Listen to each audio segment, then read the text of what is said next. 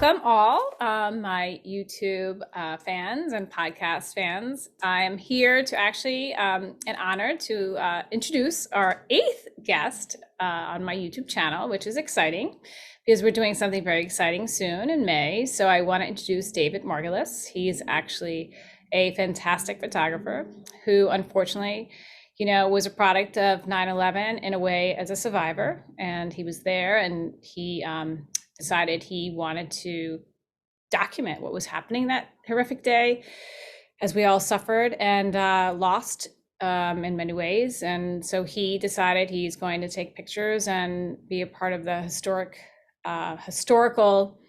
part of history by documenting some of the pictures that you'll see in the book we're going to discuss, From Dust Till Dawn. And David Margules was featured on Peter Jennings' Nightline News back in, when was that, David? It aired September 11th, 2002. Okay, so September 11th, 2002. First anniversary. First anniversary, which is very impressive. And unfortunately, he's not here with us today, but we honor him and his work and his legacy through the things that we continue to do. And it's really nice to introduce David Margules. Now it's on you to tell everyone a little bit about yourself and the things that you went through on 9/11. I didn't want to share them. I wanted you to share them. So here you are. Sure. All yours. The floor Welcome. is yours. Hello, Monica. Always great to see you and the guests who will be watching this podcast. And Monica's done an incredible job with these podcasts. I'm very big fan. What happened way back when, let's say 9/11/01, I was in astonishment like everybody else when this happened. And first I was glued to the TV set and I said to myself, wow, this is just, I'm thinking Pearl Harbor all over again. So I said to myself, I have a niece who's was born July 2001. So I wanted to create kind of a legacy for her to let her know what happened and how her uncle, her funky unkie, went in there and started taking pictures. And I never had a pass. People never said, "Oh, David, come on down. We want you here." That only happened over a period of time. So I went down there and I visited firehouses, and I already was amassing quite a few photographs from my vantage points from Hoboken Park on the 13th, and then on the periphery of the site, right around the 14th of September. And I was already, I had good equipment, so I was able to get some pretty impressive stuff. September 25th was the first Yankee game, and I had a friend of mine who got me a seat right behind the dugout of 9/25/01. And it was really kind of a scary place, to be honest with you. I think a lot of people felt, well, we were still very vulnerable to an attack, and maybe they'll attack us at Yankee Stadium. You didn't know. So, and I continued my journey, and I just kept on taking pictures, and I went to different firehouses, and they said, David, your work is amazing, and yes, we would like you to, it would be great if you did an exhibition, and we could donate the proceeds to a particular organization of their choice. I believe it was the 4th firehouse that said, David, we want you to come down. We're going to take you in the following couple of days. And that's how the whole thing really started. Once I got in, you couldn't get me out. Because it was like, I knew that I was on a mission. And for me, it was always a mission. It was always to show to the world. So in the Peter Jennings piece, I narrate and I say, they said to me, David, we want you down here, show to the world what we're doing. And I took this job like so seriously. I was walking around hollowed ground and with the brave firemen of the Global Positioning Unit. They're the guys who kind of really got me in a solid way. And I did what, my whole thing was to really show what was going on to a vantage point. And when people look at the new book From Dust Till Dawn 20 years after, the common thing that they say is, I had no idea. I had no idea it looked like that, I get that a lot. A lot of times people don't realize how it was until someone's there physically to see it. And thank God I didn't go down in the beginning for a reason, but I do want to, since we were talking about our FDNY and the power of, their spirit and their heroism, I do want to acknowledge today on Faith Friday that we're honoring Timothy Klein, 31, FDNY, who lost his life trying to save another soul who was 21. I think it's important that we acknowledge them and their heroism and what they do in their sacrifices, and how important they are. Our FDNY and our first responders, our NYPD Blue, they're all so important to us, and we have to acknowledge them. And 31 is young, and 343 plus 3 retired firemen lost their lives on 9/11, and we always acknowledge them. And it's very sad when we have any loss from our first responders. So put a shout out, letting them know we're thinking. Rest in peace, hero, without a doubt. And we will never forget any of them. That is very important, especially married to a fireman myself. It's very important we acknowledge their sacrifices and their love for the job and what they do, and honoring them. Amazing work, absolutely amazing work. And it was an honor for me to be able to document. Getting back to the firemen of the Global Positioning Unit, they were like an elite group of firemen, and their job was to find, I guess the iron workers would cut the rebar, and the firemen would go in, find the remains, tag it, computerize it, and bring it back to 10 truck firehouse, to start the identification, because there was a lot of confusion that day as well. I mean, those days, leading up to all the remains that were found and not found, unfortunately, certainly in Michael's case, very sorry about that.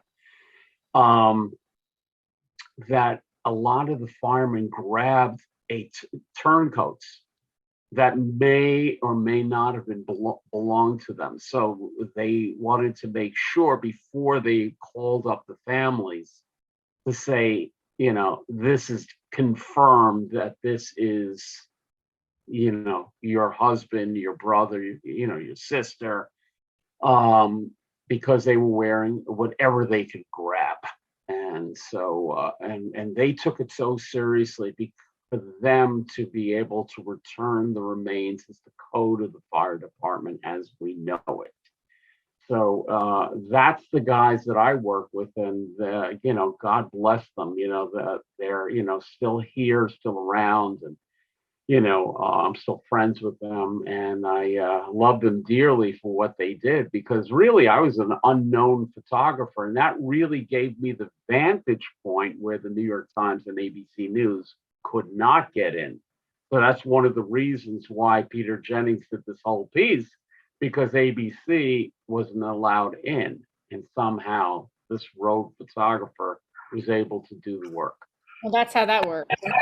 Ironic, because I wasn't privy to the first book, because I was very busy securing acreage at that time, dealing with lots of stakeholders, and I obviously have known you for 20 years, but I didn't know about that first book because I think I was a little too busy for myself, making sure that we secured the acreage, the 8 acres out of 16 for our world-class memorial we have today. And it's an honor to be able to be part of the second book, which is why we're holding it up. I know you have yours. I mean, are you talking about this book? This book, yeah. At least I can be part of the second book. I need to tell everyone the exciting news. Besides, we'll share the our May 26th book signing at the 9/11 Museum. But I think you need to share what happened with the back cover of your book and how important that is and significant for the May 30th honoring our first responders and our workers, construction workers who were at the site and did all that amazing work to make what we have today, a world-class memorial museum. So why don't you share that story, because that's pretty exciting. Yes, 12 to 5 on May 26th. We're honored to be down there and continue the mission. I was just sharing with Monica before the podcast started. I really think of us as the 3 M's: mission, Monica, Margules. So really, marvelous. But I'm just a cog in the wheel. Oh, you're a photographer. You're not listening. Share the significance of the back of the book picture. Yes. Yes. This is Willie Quinlan. He was an iron worker who actually helped build the Twin Towers, and the second tower, which was built in the 70s. And then he had the grim task of, being, he was a shovel man. So he was the guy who lifted the remaining, the last beam around. I think he was also responsible for the cross being moved to several locations, from West Street to Church Street, back to Church Street again, and then eventually, where it is right now in the museum itself. So Willie was an amazing guy. I had gotten a hold. There was a guy who had the New York Rescue Workers Detoxification Project. This was a group on Canal Street who did detoxes for us. We would go into a sauna 4.5 hours a day. We were committed by diet and also not to miss any days. And then one day I'm sitting next to a guy, we're wearing towels and sweating it out. And I look over and I introduce myself. And he says to me, "You look familiar." And I say, "Yeah, you do too." He says, "Well, I took a picture of this guy on the last beam." He said, "Yeah, that's me." Mm-hmm. And so, amazing how the journey, just kept on going. In your towels, no less. In half towels. That means we were towel buddies. That means you're happening. You can't make this up. I mean, it's unbelievable. Yeah. And I did that detox 83 days. And I would have to say that a few thousand people that did it, nobody passed. Nobody has passed. So it wasn't a cure, but whatever it did, it kept us alive. Well, Tom Cruise was doing that as well. I met Tom Cruise. Part of that because I was actually with the firemen, and we went down and we met Tom Cruise and Penelope Cruz, and they were talking about how important it was down. I think it was near Stuyvesant, if I'm not mistaken. So Penelope and Tom, but they have nothing to do with each other. Just share the same last name. No, but they were dating at the time he was doing. Were they? Yes, I've got pictures with them. Mm-hmm. They were once upon a time. They were dating. Oh, I didn't know that. And when I met them, they were actually a couple. That was when Tom had his long hair. I forgot which movie he was working on. So they were actually big proponents of funding that cause for the FDNY to do that work. It was Scientology, but yes. I would have to say the 83 days I was there, it was never solicitation of any kind to become a Scientologist. No, I don't think he mixed it. No, at that time he was, because my friend who was a fireman, he was fine. I didn't even know he was in Scientologist until after. So that was the irony. I don't think he even spewed it out, which is good. We're happy. They did great work. They really did. He really cared. He did. I mean, I have to give Tom Cruise credit because he did care. He was a big proponent, and he really wanted to do the right thing. And I'll make sure my tech guy adds the picture of Tom Cruise and I and the fireman and his lovely girlfriend, so we can share that with the world. You have to give credit where credit is due. I always say. let me give you an addendum. There was a guy named Jim Woodworth. He was the guy who ran the office on Canal Street, and he sat me down, and this is back in 2004, and he explained to me exactly what has happened. He said a lot of the guys are not going to make it. It's the toxins at that level were basically, it was a hybrid toxin. It was like taking all the different toxins, asbestos, manganese, whatever, diesel fuel, jet fuel, you put it all together, put it in a blender, you have a hybrid toxin. Very dangerous, causes depression and many, many other things. He also said that by doing this detox, that people could prevent that from happening. So in my case, I am alive, but in 2013 October, I was going to the September 11th. I was going to Mount Sinai Hospital for my regular checkups, and I did this every year from 2003 on. And my white blood cells, red blood cells were all normal for years. And then all of a sudden, I get a phone call the next day in a panic with the nurse who knew me for years and said, David, you have to come back in. He says, your white blood cells are about 10 times the normal level, meaning that my body was fighting something. Now, I didn't feel any different than I did, last year. The year before, I did not feel any different. But what I found out is when I Googled 85,000 white blood cells, it said leukemia. So I knew even before I went in and had the bone marrow biopsy what I have. And so I have leukemia to this day.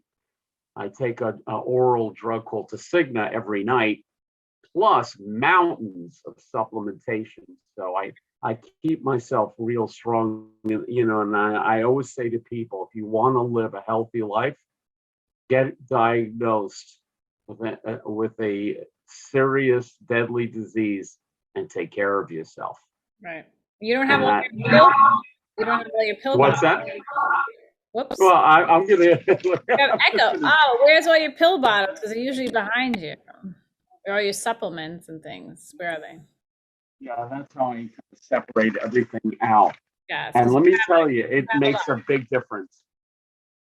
I know. And on September's Mission, which is a Facebook page that Monica and I share, I post probably on a daily basis what supplements can do, for us: anti-inflammatory, anti-aging, keep building up the immune system. And this is what has worked for me. I mean, 9 years into leukemia, and I feel like I'm actually getting better. Well, I think they need to listen to you. Unfortunately, we've lost more first responders, volunteers. Yes. 9/11, and that's why we have the Glade to honor them, and that's what we'll do on May 3rd. Yes. But I think people don't understand we've actually lost more, and the number keeps climbing. That's true. We lost 3,000 that day, including Shanksville and the Pentagon. And I think we're closing in on maybe 3,800 that have passed since. So it's the number. It keeps on growing. And that's not including the ones that are still sick, like you.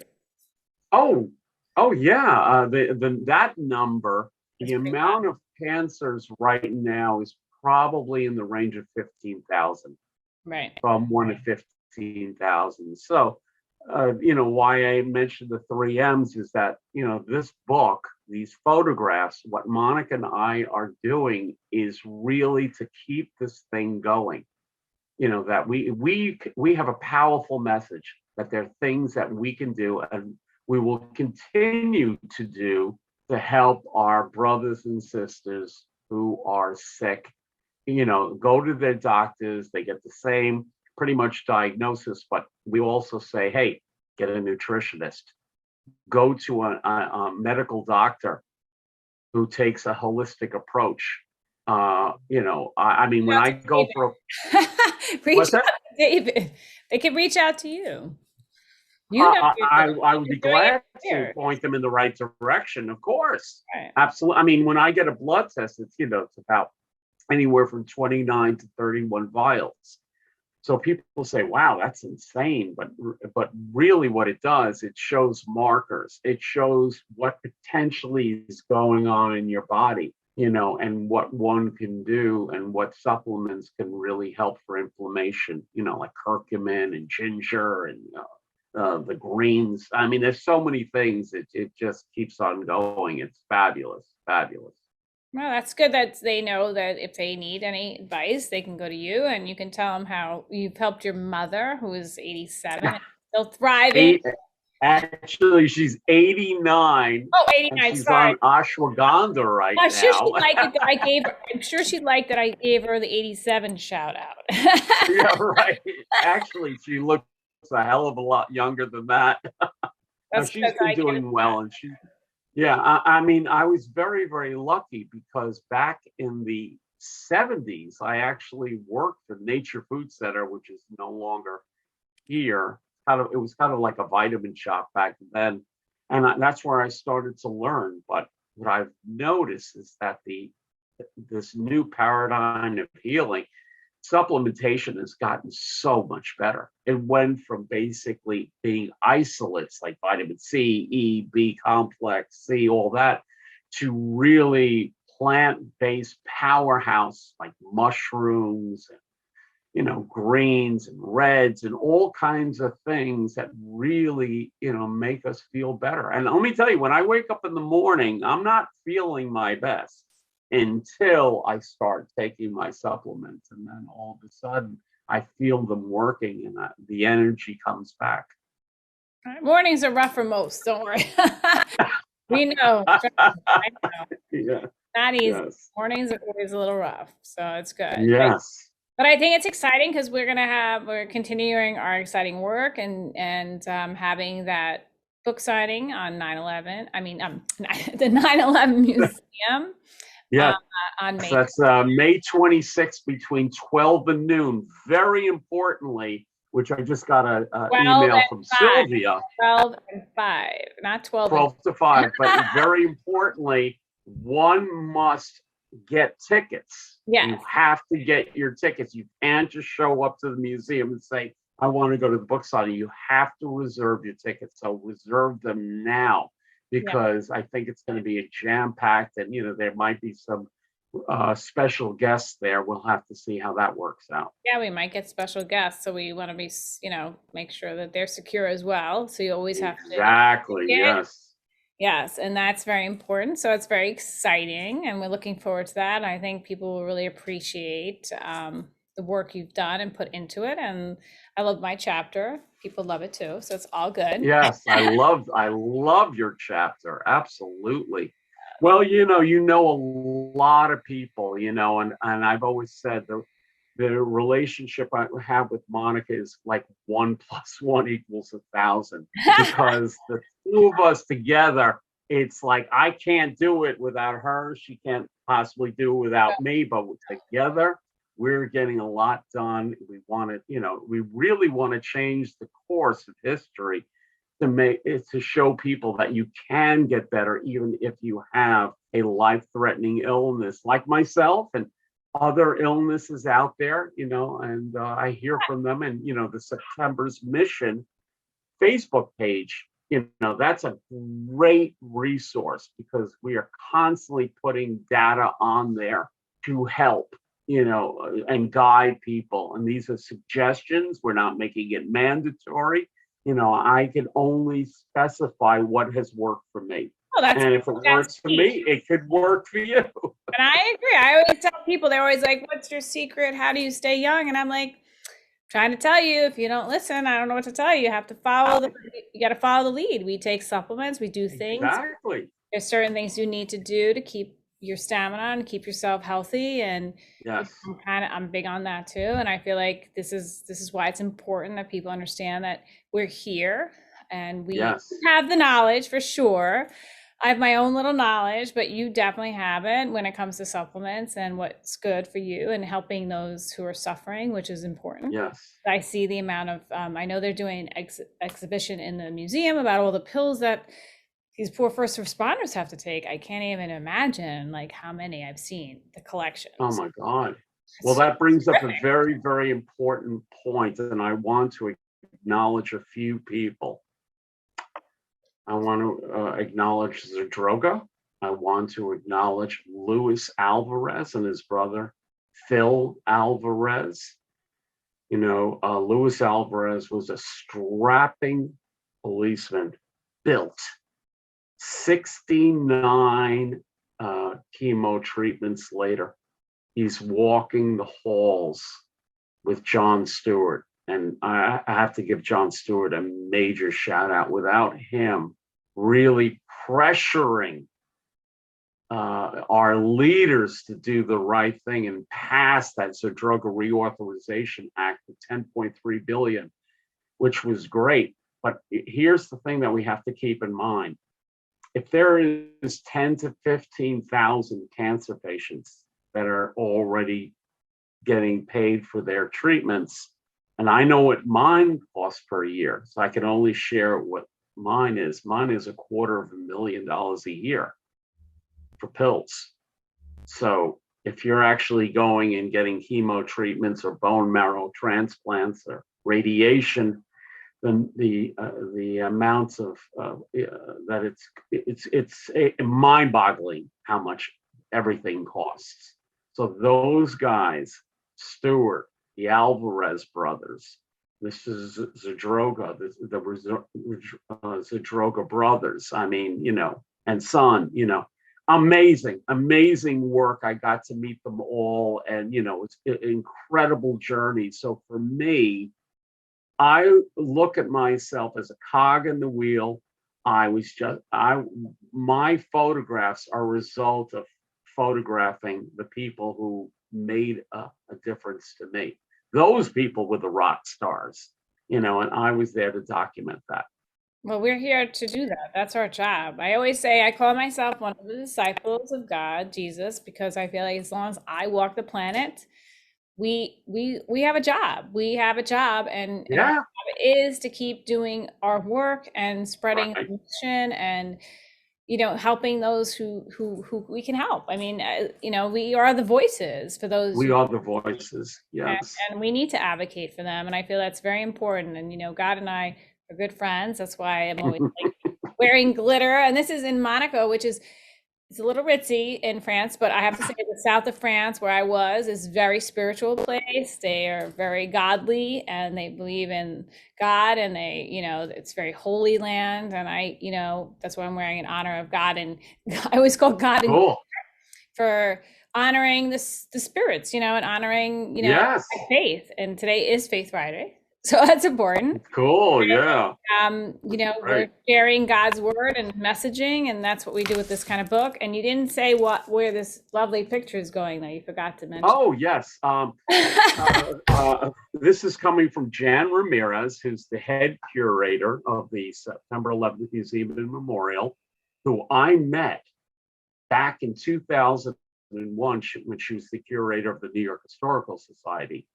And she took this unknown photographer and put me in the Great Hall. Not only was I in the Great Hall, but she asked me to run that first anniversary there. So a lot of people came, you know, to see that. So the relationship goes 20 years, and she is now including this picture of the last beam with Willie Quinlan, amazing guy, to be part of the permanent exhibition. You know, it's the only picture in the world.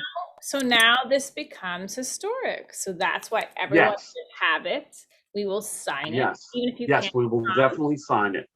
This should be in schools, and it also should be on your coffee table. It also should be something that we speak about. We have to keep it alive for future generations, and I think this is perfect for the youth who weren't there. And I do a lot of things with college students and high school students who don't understand a lot of it, and you know, this is very helpful. Yes. They want to hear the personal stories. They like the pictures. They need to see it. And a lot of times they Yes. And Madam Secretary Hillary Rodham Clinton likes the book.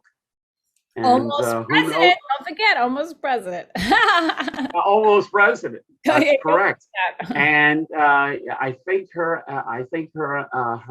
involvement or angle on it would be educational, Yeah. because really that's what it's very comprehensive. The first book is a little bigger, but this one has 3 to 4 times the amount of photographs.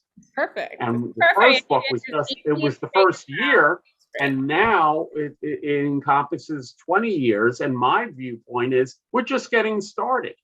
I mean, the book is important. The story is incredible, but the work is now. We have to continue, because the truth be told, and we know this, Monica, better than everybody else, is that a lot of people want to forget. We're sidetracked, with what's going on in Ukraine, and well, very, it's very what's going on there, and I really think we need to continue the prayers for those poor souls. Absolutely. And I pray every day. I think about them. I watch the news. It's so painful. My mother survived to Datenland, and she was in the camps, and she was German. And, as 4-year-old, she there for 8 months. I mean, she was not in the death camp. She was in the working camps. And, a lot of people don't know that history either. They always like, what? Who? Why was she there? She's German. I said, but they took them out from Czechoslovakia, which is, of course. And back then it was German land. So I can relate to that. I can relate to, how they have to leave their country and how hard that was, and how hard it is for them. Yeah. And I know the ones that are there fighting for their country, we really rally behind them, because I know they believe in that their country. I mean, they're really strong. It's a strong Ukrainian faith there, that they're not leaving, and they're willing to die for their country. And that says a lot about who these individuals are. So I pray for the souls. I think it's just a nightmare what's going on, and not just for these people, the animals. I mean, all the animals, it's horrific. Mm-hmm. Oh yeah. Oh, they're humans too. It's a nightmare reminiscent of 1938, and that's where we have a lot of synergy, Monica, because my mother came to this country in 38 on a boat on Thanksgiving Day, and my father was in a concentration camp called Westerbork from 1939 to 45, and was freed by the Canadian Red Cross. So I grew up with Holocaust and concentration camp stories. And the irony there too, unfortunately, my grandfather, was captured by the Russians. So that's another story, but they let him go after a year because he had a heart defect. So I had respect for them, not right now, but then, because they did let my grandfather go, and he was able to reunite with his family once he found them, but it was a year later. So I think this is a very difficult time to understand what's really happening in the world and why it's happening. And I think same thing for 9/11. So I think we just have to keep praying for them and be vigilant, and, really understanding we have to keep our faith and believe in God, and send that energy to those souls, and keep fighting, give them the strength to fight and for what they believe in. And that's really important. Yeah, that's that. No, we have to pray for them, no question. But where you and I can make a difference is what we know. And since we know each other 20 years, 9/11 widow meets 9/11 photographer, become dear friends, and we are on a mission, and we are going to continue to tell the story over and over. Triple M will do their job. And we want to help. And God is good. God is good. God will make it happen. We can point you in the direction, but we can't make you drink. But certainly we know, based upon a lot of experience. Yes, and we're here, so that's a good sign, and we're knocking it out. So we're making it happen because God is good. God's giving us the power to do that. God is good. All right, so as we leave Faith Friday, thank you again, David Margules, or Marvelous. Thank you, beautiful Monica Eichen. Thank you. And Farmers Mission Foundation is here. You know how to find us, and subscribe. I'm getting more subscribers. Very exciting. So I think Yes. you have to get more on your own now that you're a part of this YouTube channel. So, but I think we're Yes. getting there, and it's exciting. But thank you so much. I just Yes, go ahead. One more thing. I just want to mention that we have a website. It's From Dust, not Dust, like Quentin Tarantino. People always say, "Yeah, I've heard of that before." And you have called it that in the past. It's so funny. It's From Dust Till, so that's double T Till 1L, not 2, Dawn.com. And there's another way you can, order the book. But very importantly, get your tickets to the museum, because they're not going to let you in for the book signing unless you have a ticket. Exactly. This is very, very clear. They made it very clear to us. Okay, we will make sure to do another shout out for that. All right, so great. Thank you so much. Enjoy your weekend. Always a pleasure. You too, dear. And we will talk soon. And love you. Kisses. I'm sending kisses your way. Love you too.